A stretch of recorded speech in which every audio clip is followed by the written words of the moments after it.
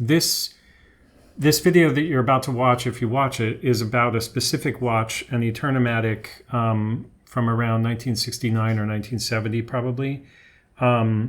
It's a fully automatic Swiss movement Eterna Cal 1424 18 karat gold watch.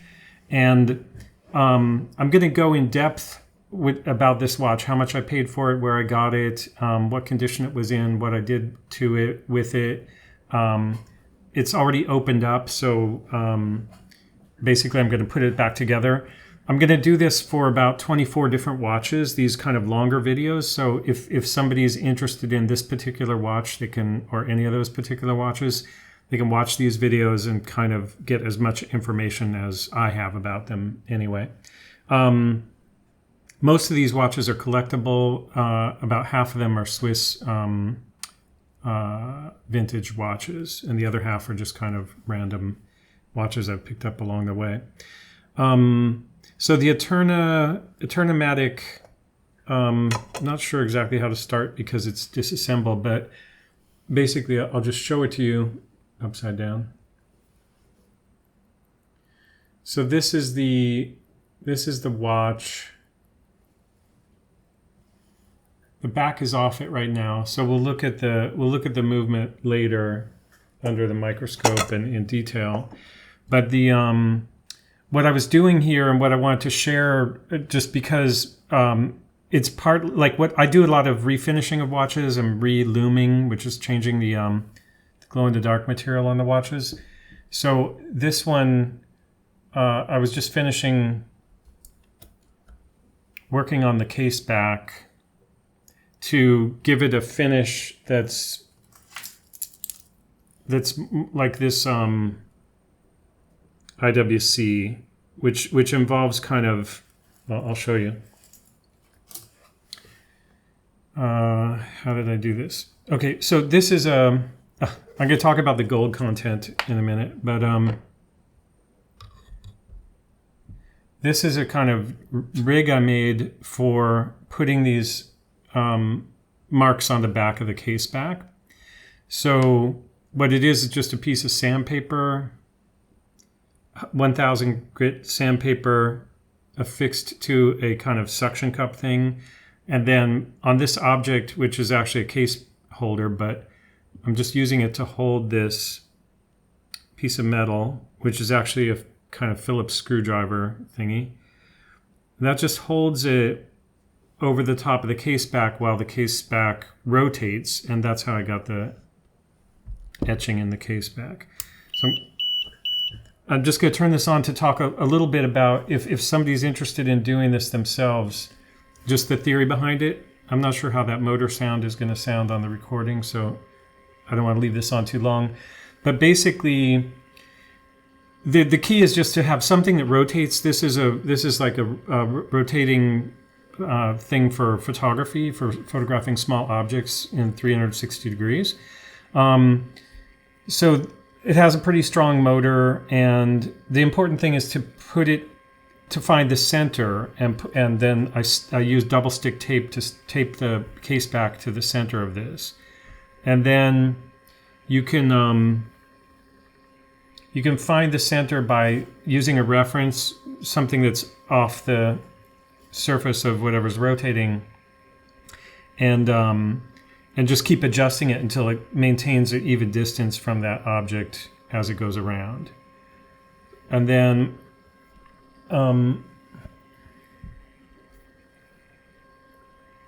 what I did was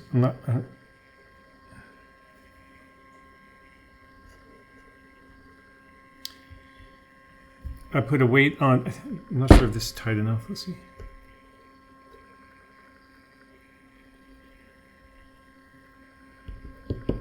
This is just a solid brass weight on that. And then I put a solid brass weight on this. And just let it spin for a while. And since it's basically already done, this is just probably going to muck it up. But the if it does, we'll clean it again. No, that's good. So I think what's interesting here is there's a few, you can see a few dents in the back as it goes around. And there's a decision that I have to make at some point, which is like, do I want, those are probably where the case back got banged in the past a little bit. And because gold is so soft, there's some indentations there. So I could try to take that out by sanding down everything so that it's even, or I can just decide, okay, I'm going to leave a bit of that there. So for today anyway, my choice is to leave that there. But I wanted to, so yeah, I want to turn that off for the sound, and then I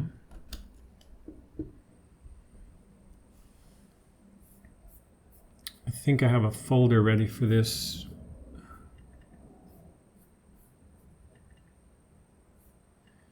So this watch, I paid 506 Swiss francs for it in February of last year on Ricardo, the Swiss auction website. It's like eBay, but in Switzerland.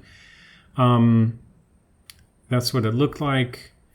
You can see that there were lume dots on the indices, but the lume was not working anymore. So I redid that, and I redid the lume on the hands.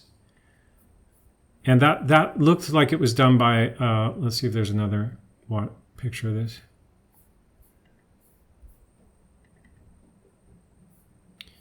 That lume looks kind of hand painted, as does what my redoing it. And you can see there the crystal's a bit scratched up, so I polished that. I didn't replace it. And the original Eterna crystals have like the 5-point Eterna logo etched in the inside of the center of the crystal. So we might see that under the microscope when we look at that. But the other things about this watch, in terms of when I purchased it, it came with a non-Eterna band. I can't remember what the name of that band company is, but it's a common something with an H. And it had this engraving, or not engraving, probably a stamp in the back. And I asked around my French friends, like, what that, if they had any idea what that was. It's kind of, sorry, let's look at that some more. It's like I think that's called a fleur-de-lis pattern. And then it's got this snake in a crown. And you can see some of these dents, bigger dents in the back also. So,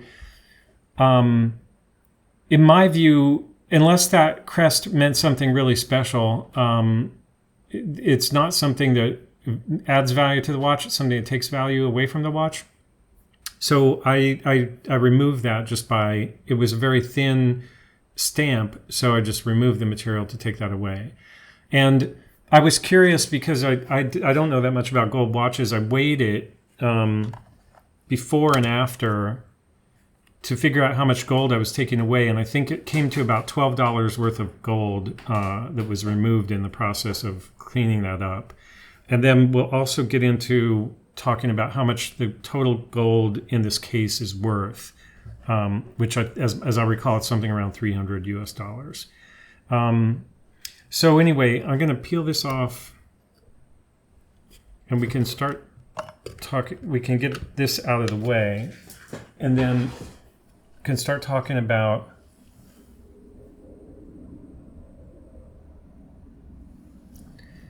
now, depending on how you look at this, it looks better or worse, but it's going to, because it's gold, it's going to quickly, you know, if it's worn, it's going to, or even just touching it, it's going to smooth out a bit.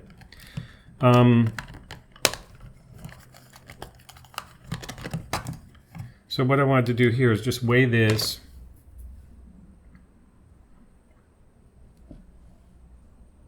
Could look at this with a microscope, I guess. Oh, you don't even need a microscope. So this is Eterna watch, 18 karat Swiss.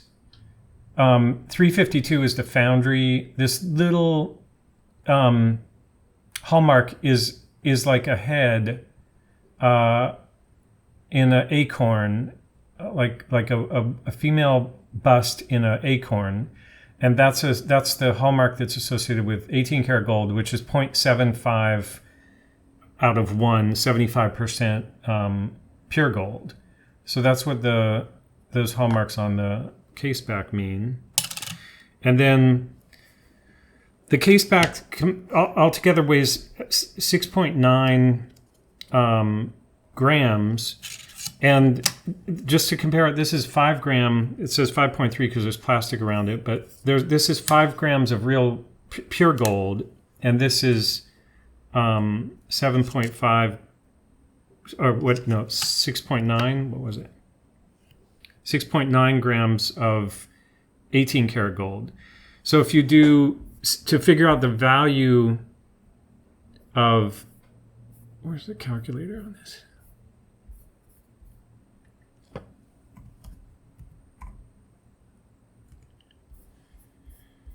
So if we say 6.9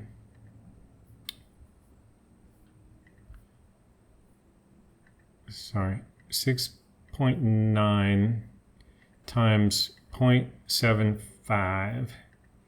So there's 5 grams, 0.175. So almost exactly the same amount of gold in this case back as in this this bar. And I guess now we can also look at the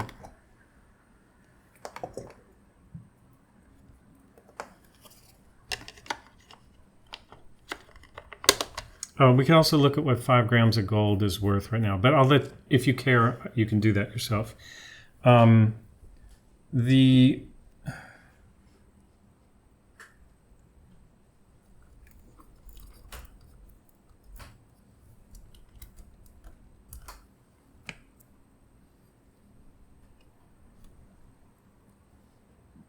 movement on this is a Eterna 1424. You can basically, it's right under the balance wheel there. And I think it's kind of a beautiful movement.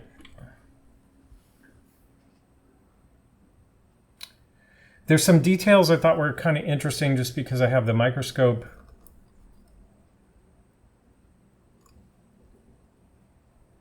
You can see this click there's some grime, like black grease around the tip of that click. That's on purpose. It was greased by the watchmaker that last worked on it, and it's probably time for it to be cleaned again. Some other little details I think were interesting is that, well, we saw in the case back, there's some, oh wait, I think I cleaned it up. Now I can see, let's see here.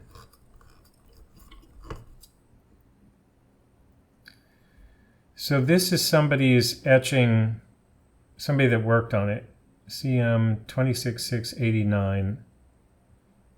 Probably revision. I don't know what REO means, but probably just a revision. Probably the watchmaker's initials, June 26, 1989. And there's that hallmark. So it could have been revised after that, though. I think I have a picture of the inside of that case back. Oh, there's some other etching. Let me see if we can still see that one too.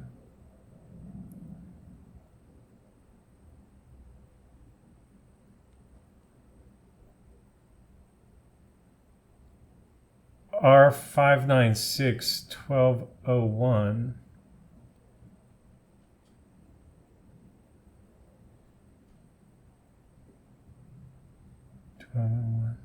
Could be 96, December 1st. Who knows? I don't know what that what. I'm not sure what the first numbers are there. 2596. Anyway, I'm not sure why people bother putting things in there if it doesn't mean anything to anybody but themselves. Okay, so the other thing I thought was interesting about this is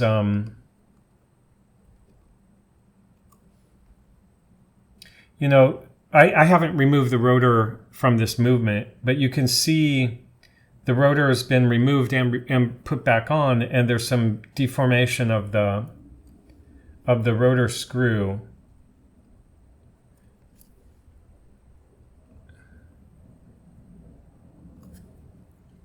Sorry, I'm taking too much time. Oh, the other thing is the Eterna has this, they patented this ball bearing, 5-ball bearing thing, and then they turned it into their logo. So their logo is like 5 dots. And that's because they patented this ball bearing on the rotor, and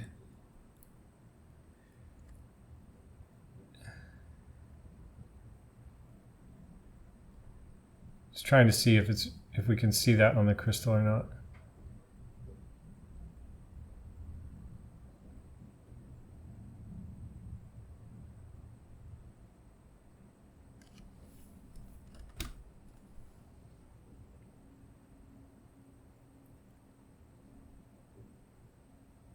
I don't see it on the crystal.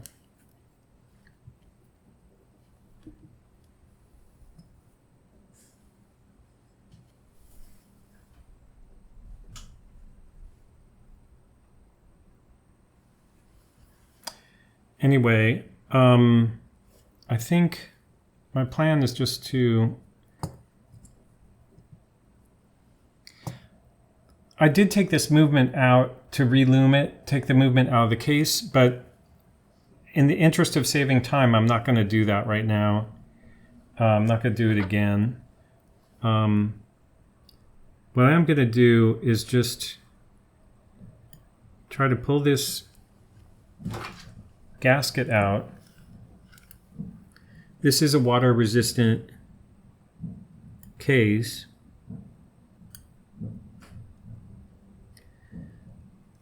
Pull this gasket out. Put some of this silicone grease on it. Put it back.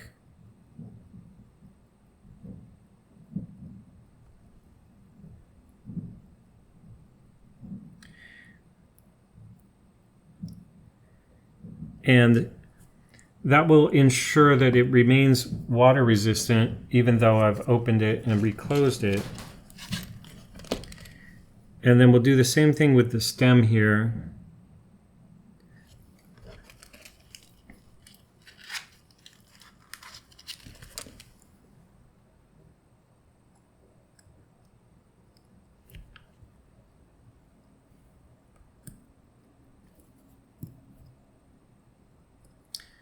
So I think if you're a collector of vintage watches and you're not afraid of this kind of stuff, these are interesting skills to have even without being a watchmaker.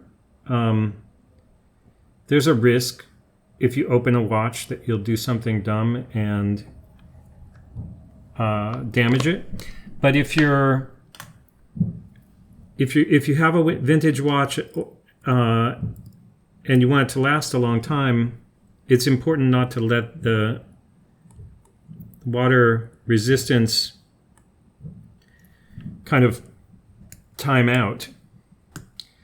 In other words, that grease can get old. The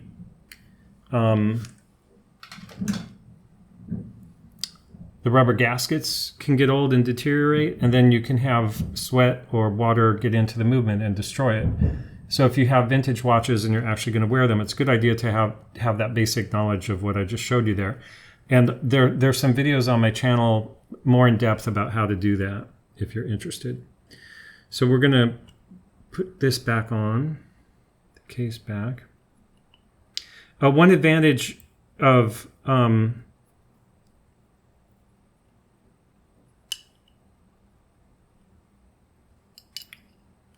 fail. If I did take the movement out of the front case, we could weigh that also and see how much that weighs in terms of the gold content. Oh, and I can show you the hallmark separately as a separate thing. I can show you the hallmark on the on the front case, showing that it's also 18 karat gold.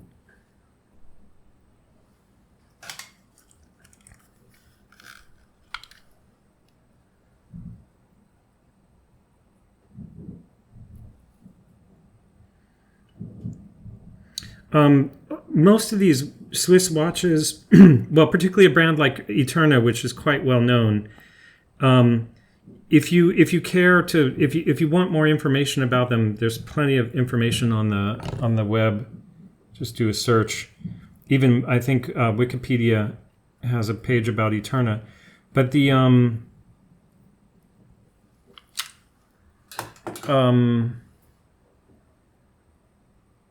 it's kind of it's connected with the history of ETA, which is the movement manufacturer, and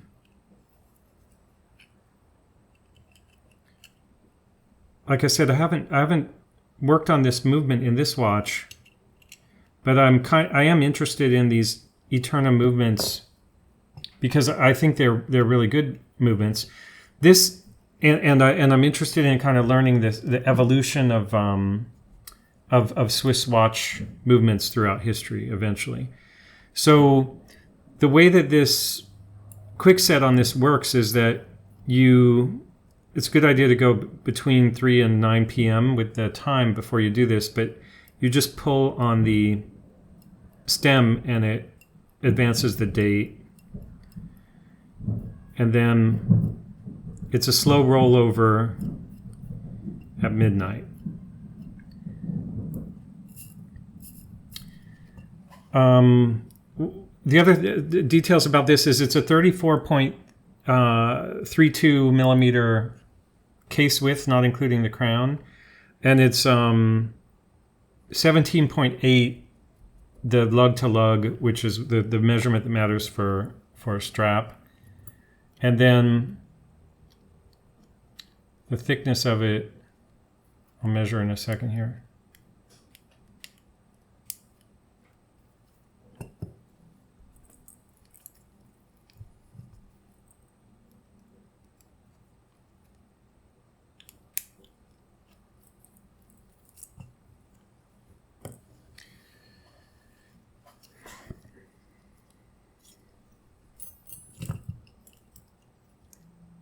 I think I have a plastic caliper.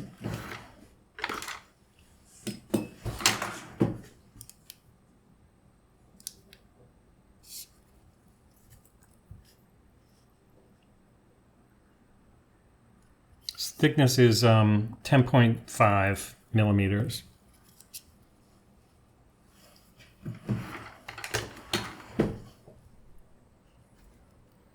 And then I would like to redo the loom on this and try to make these loom dots smaller. For my vision, like if I was wearing this, it doesn't leap out at me that they're a little bit big, but I just think it would be more refined if they were smaller. And then I can show you the actual loom. If I turn off these lights.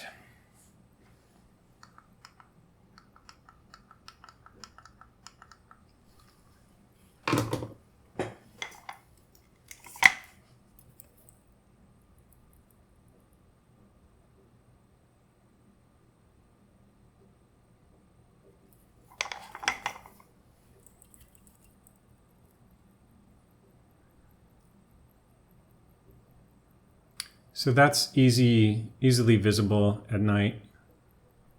And that's reloomed with Tritech Super-LumiNova, which there are also some videos on my channel specifically showing how to reloom. And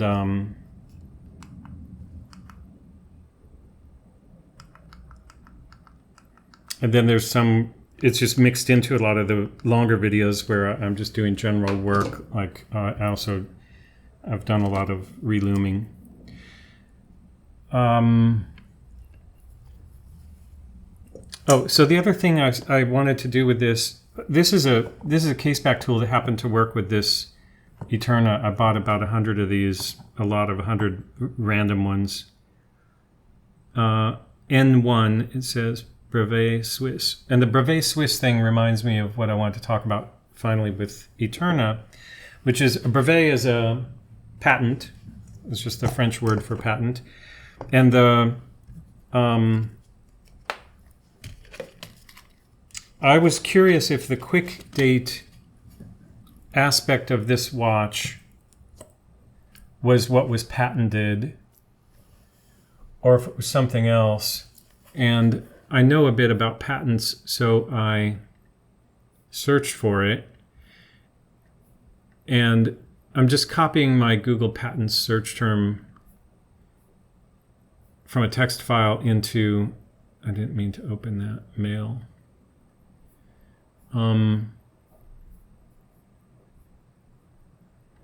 Safari.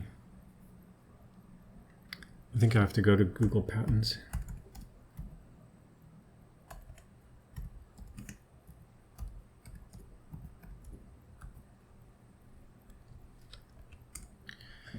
I have about 20 patents around the world on my camera inventions, so I know more about patents than I care to. Except for I don't know how to Google search for them.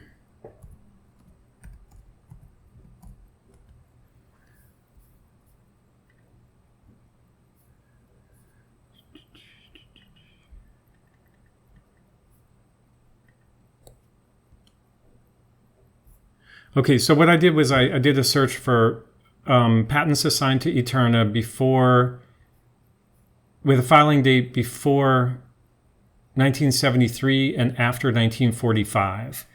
So this captures the period of 20 years before this watch was made, which is the duration of patents, and then, or 17 back then, but, up until a few years after it was made, just to see which patents would have applied to this. And I think you saw inside on the broder or on the main plate there was the word brevet.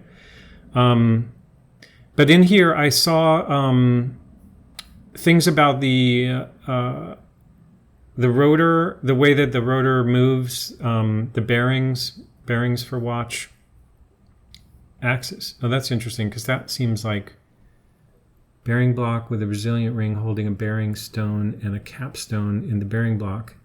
So that sounds like it's a shock mechanism. In any case, a bumper for watch axis. Yeah, that's like the Inca block shock protection. Now, the thing about patents is that you have to really read the details to see what they patented and how it was different from what other people were doing, because that's kind of the way patents work. A lot of them were incremental. Anyway, I think there's 37 results here, 39 results, so it's 4 pages. And I did kind of look through this. You can look up the same search term if you're particularly interested in it. I didn't find anything about the quick set date, which I was kind of surprised. So the patents I think that they did have are just on aspects of the movement and the automatic movement. And patents don't last forever. At this time, they only lasted 17 years, so it's not that big a deal. There were a lot of people had patents on various things for different periods in the evolution of watches. Oh, the other thing. This watch has a gold-plated buckle, which is kind of a bit too modern for the age of the watch. And I have a bunch of other Eterna watches. This was one of the first kind of vintage watches I bought at the beginning of the pandemic. I was bored and I bought this, and then I started buying other vintage watches. And I'm not sure what to say about it, but there's like a wealth of kind of opportunity in this for maintenance and learning for me in the future. But this watch in particular is the same movement, and the difference is the case is stainless steel and then it's gold filled. So there's like a solid gold bezel. I think the bezel's solid gold. The bezel may just be gold filled, but there's the gold fill is definitely like there's this weird gold fill effect on the main case because it's just like sandwiched into it. Like there's just like a fill on top, but not on the side of gold. So when you look at it from the top, it all looks gold. When you look at it from the side, you see this line down the side. But anyway, this is the same movement. I presume it's the exact same, but it might not be actually. It looks the same. Maybe we should open that. I wonder if the same wrench works. No.